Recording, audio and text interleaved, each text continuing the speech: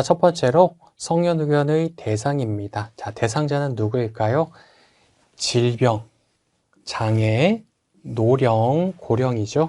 그 밖의 사유로 인한 정신적 제약으로 사무를 처리할 능력이 지속적으로 결여된 사람입니다. 여기에 해당하는 경우에는 성년후견의 대상이 된다라고 합니다.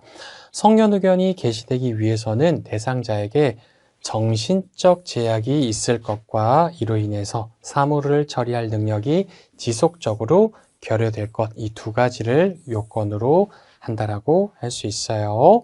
자, 그러면 정신적 제약은 무엇일까요? 대상자에게 정신적 제약이 있을 것을 필수적 요건으로 합니다. 신체적 장애 사유는 성년후견이 개시될 수가 없습니다. 정신 능력이 온전한데 신체만 불편한 사람은 본인의 선택에 따라 독자적으로 임의 대리인을 선임하여 자신의 판단 능력으로 사무를 처리하는 것이 가능하기 때문에 성년후견의 대상이 되지 않는다라고 해요. 성년후견 제도는 정신적 제약 사유로만 하는 거고요. 우리 신체는 불편하지만 정신 능력이 온전하다면 본인의 판단으로 누군가 나의 법률 행위를 대리해 줄 대리인을 선임할 수가 있습니다. 그걸 임의 대리라고 하죠. 이런 임의 대리를 통해서 얼마든지 자신의 행위를, 자신이 원하는 바를 이룰 수가 있기 때문에 우리 신체적 사유는 우리 성년후견의 대상이 되지 않는다라고 합니다. 정신적 제약을 그 사유로만 합니다. 따라서 신체적 장애로 인해 의사소통이나 의사표현의 어려움이 있을 뿐이지 판단 능력 등의 정신적 제약이 없다면 성년후견 제도를 이용할 수 없겠죠. 다만 정신적 제약의 사유는 포괄적인 개념이기 때문에 신체적 장애가 있긴 한데요. 신체적 장애로 말미암아 정신적 제약을 수반하는 경우에는 자, 포인트가 여기입니다. 정신적 제약을 수반했다. 정신적으로도 문제가 있다는 거겠죠. 이런 경우에는 성년후견 개시의 사유가 된다라고 합니다. 자, 그 다음에 정신적 제약의 정도입니다.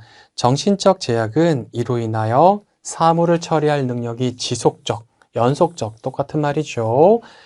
지속적으로 결여될 정도에 해당해야 됩니다. 예컨대 심신상실 상태, 소위 식물인간 상태 이런 표현을 쓰기도 하죠.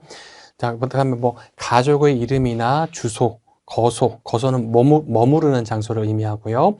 주소조차 기억하지 못할 정도로 일상적인 인지 능력이 떨어진 상태, 통상적인 사회활동이나 경제활동을 혼자서는 전혀 할 수 없는 상태 등이 바로 대표적인 사례라고 할 수 있습니다. 실무적인 질병의 종류로는 사실 가장 많은 것 중에 하나가 치매입니다. 치매, 알츠하이머병이라고 하는데요. 물론 치매도 노인성 치매냐, 알코올성 치매냐 이런 의학적인 사유가 나뉘긴 하지만 치매가 바로 대표적인 경우고 또 하나의 대표적인 케이스가 뇌 관련 질환입니다. 뇌병변. 뇌병변 다른 사유지만 우리 뇌출혈, 우리 이런 사유들도 있을 수 있어요. 이게 뇌병변, 뇌출혈 이런 사유. 그 다음에 발달장애, 자폐라든지, 그 다음에 정신장애 이런 것들도 해당할 수 있습니다.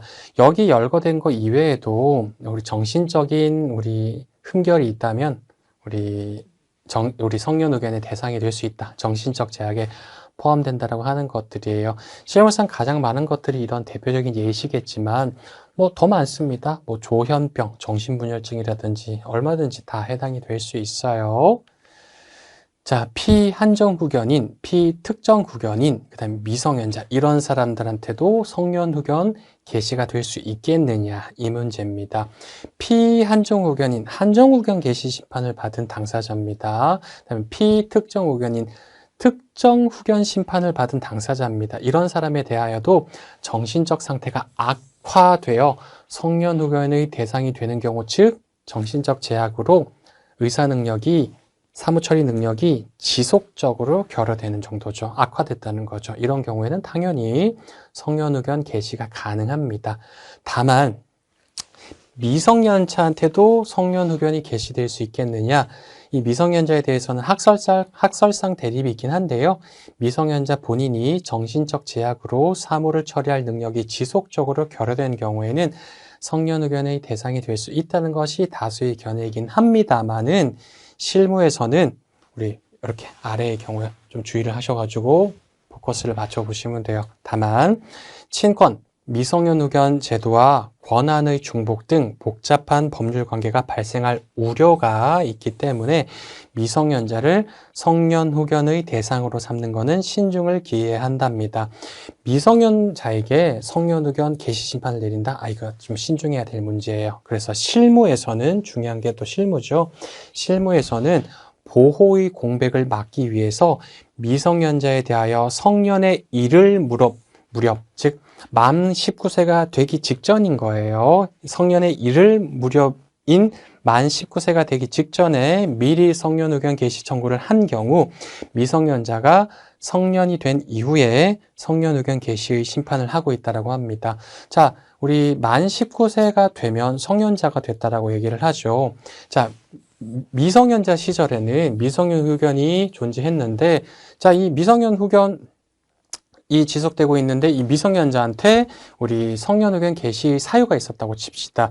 우리 정신적 제약 상태로 인해서 사무 처리 능력이 지속적으로 결여되어 있는 경우에, 자, 요 만 19세가 됐다고 해서 후견인이 없어져 버리면, 자, 이 이후 성년이 된 이후에는 이 성년자가 된, 예전에 미성년자였죠. 이 사람에 대한 우리 후견 업무에 공백이 발생할 수밖에 없기 때문에 이자에 대한 우리 복리에 반하는 결과를 초래할 수 있어요. 그래서 이런 후견 업무의 연속적인 이 지속을 위해서 요 성년이 되기 직전에 청구를 하는 겁니다. 성년 후견 개시 청구를 해요. 이 당시에는 미성년자였겠죠.